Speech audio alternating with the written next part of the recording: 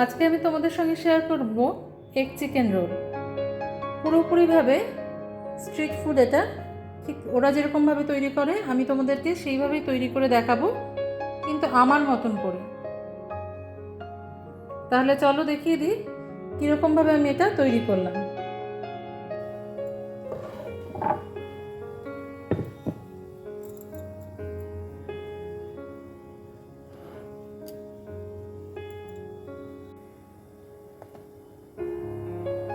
আমি এখানে 1.5 কাপ পরিমাপে ময়দা নিয়ে নিলাম। তোমরা চাইলে ময়দা আর আটা মিশিয়েও নিতে পারো।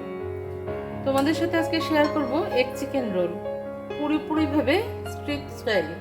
যেরকমভাবে স্ট্রিট ফুড আমরা খেয়ে থাকি ঠিক সেই রকমভাবেই তোমাদের সঙ্গে শেয়ার করব, তবে আমার মতো করে, আমি যেভাবে বানাই সেরকম। তো আমি এখানে প্রয়োজন মতন ময়দা নিয়ে নিয়েছি। তোমরা শুধু আটা দিয়েও করতে পারো, শুধু ময়দা দিয়েও করতে পারো, আবার আটা ময়দা মিশিয়েও করতে পারো। সামান্য একটুখানি নিয়ে নিয়েছি একটা ক্যাপসিকাম আর একটা পেঁয়াজ। এটাকে আমরা লম্বা লম্বা করে কেটে নেব।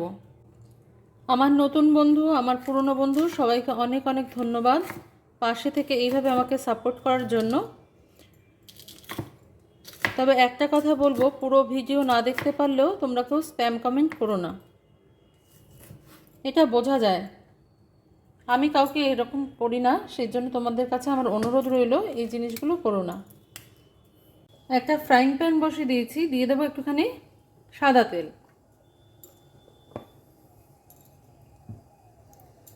তেলটা গরম হতে হতে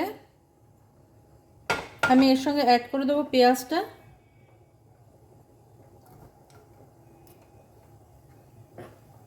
পেঁয়াজটা দেখো আমাদের লাল লাল করে ভাজা হয়ে গেছে অনেকটাই। এই মুহূর্তে আমি অ্যাড করে দেবো ম্যারিনেট করে রাখা মাংসটা।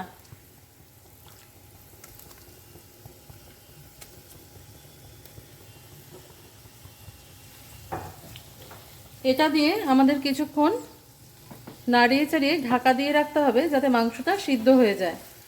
তো আমি একটুখানি নাড়িয়ে এটাকে ঢাকা দিয়ে দেবো। পেঁয়াজ আর মাংসটা দুটোই ভাজা হয়ে গেছে দেখো লাল করে। এবার আমি ক্যাপসিকামগুলো এর মধ্যে অ্যাড করে দেবো। আর অ্যাড করে দেবো একটুখানি, খুব শর্টকাট নিয়ম, কিচেন কিং মশলা। এই মশলাটা দিলে এর ফ্লেভারটা ভীষণ ভালো খোলে, সেই জন্য আমি অন্য কিছু না দিয়ে কিচেন কিং মশলা দিয়ে দিই একটুখানি, তাহলেই তৈরি হয়ে যায়। ক্যাপসিকামটা দেওয়ার পর বেশিক্ষণ আর নাড়াচাড়া করবো না আমরা, তাহলে এর যে একটা ক্রাঞ্চি ভাব থাকে সেটা নষ্ট হয়ে যাবে। আর আমি এর মধ্যে কিছুটা পেঁয়াজ আর একটু কুচিয়ে নিয়েছিলাম, সেটাও এর সঙ্গে মিশিয়ে দেবো বা স্যালাড হিসাবে ওর মধ্যে দিয়ে দেবো।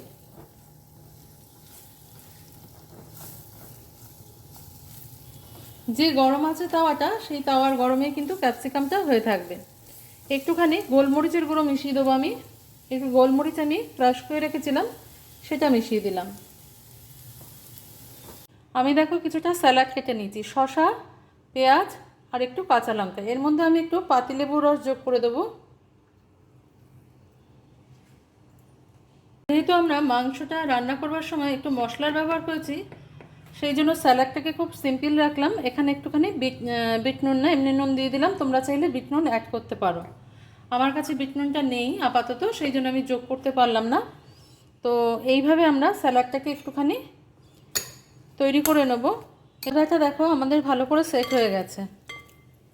এই পর্যায়ে এটাকে আমরা একটু মেখে নেব। মেখে এর থেকে যার যেরকম পরিমাপে লাগবে সেই রকমভাবে রুটির মাপটা রাখবে।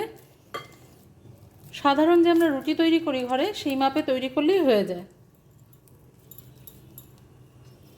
তো আমি এখান থেকে সেই মতনই তৈরি করে নিচ্ছি। আমি একটা লেচি নিয়ে নিয়েছি, এর উপরে একটুখানি তোমরা চাইলে তেল দিয়ে বেলতে পারো। আমি তেল দিয়ে ঠিক বেলতে পারি না, সেই জন্য আমি ময়দা দিয়েই বেলে নিচ্ছি।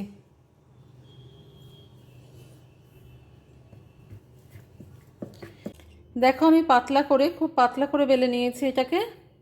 তাওয়া আমি গরম করে নিয়েছি। এবার আমি রুটিটাকে একটু এপাশ ওপাশ করে সেঁকে নেব।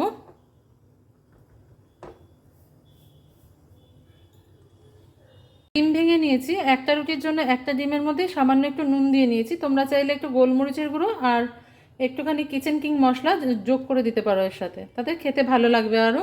রুটির একটা পাশ হয়ে গেছে, আরেকটা পাশ আমি সেঁকে নিচ্ছি। এরকমভাবে দুটো পাশ সেঁকে নিয়ে আমি একটু তেল দিয়ে দেবো। যারা জানো তাদের জন্য বলি না আমি, যারা জানো না কখনো করোনি তাদের জন্য দেখিয়ে দিচ্ছি। দুটো পাশ ভালো করে সেঁকে নিতে হবে তেল দিয়ে, অল্প তেল দিয়ে সেঁকলেই হবে।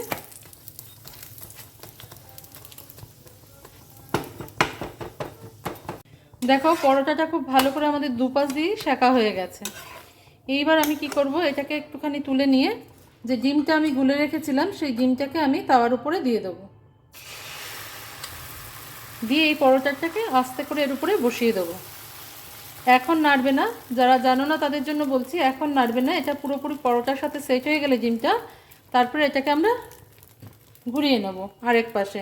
আমার বোর্ডে করতে সুবিধা হয় দেখে আমি বোর্ডেই তোমাদের দেখাই। প্রথমে আমি এই পরোটাটা নিয়ে নিয়েছি, এবার একটুখানি যে চিকেন পুরটা তৈরি করেছিলাম সেটা দিয়ে নেব। এটাকে সুন্দর করে সাজিয়ে নিতে হবে লম্বা করে এরকম।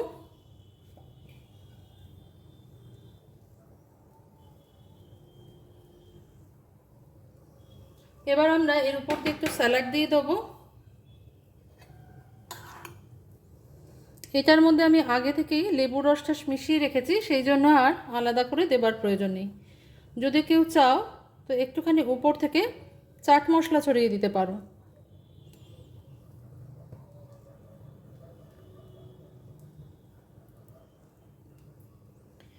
এবার আমি এর উপর থেকে একটুখানি টমেটো কেচাপ বা টমেটো সস, যা তোমাদের ভালো লাগে, চিলি হট গার্লিক সস, যেরকম খুশি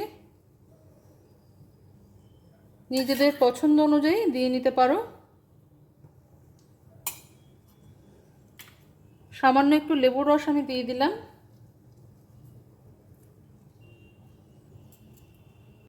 এবার আমি এটাকে মুড়িয়ে নেব। আমার কাছে এটা র্যাপ করবার পেপার আছে, তোমাদের কাছে যদি না থাকে তা শুধুই খেয়ে নেবে, দরকার নেই র্যাপ করবার। আমি এটার মধ্যে একটু পেপারের মধ্যে র্যাপ করে নেব।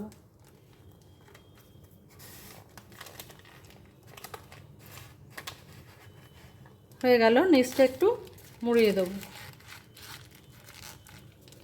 তো আমাদের এগ চিকেন রোলটা কিন্তু তৈরি হয়ে গেল। তাহলে আজকে এই পর্যন্তই বন্ধুরা, দেখা হচ্ছে পরের দিন অন্য কোনো রেসিপি নিয়ে তোমাদের সঙ্গে। তোমরা সবাই ভালো থেকো, সুস্থ থেকো।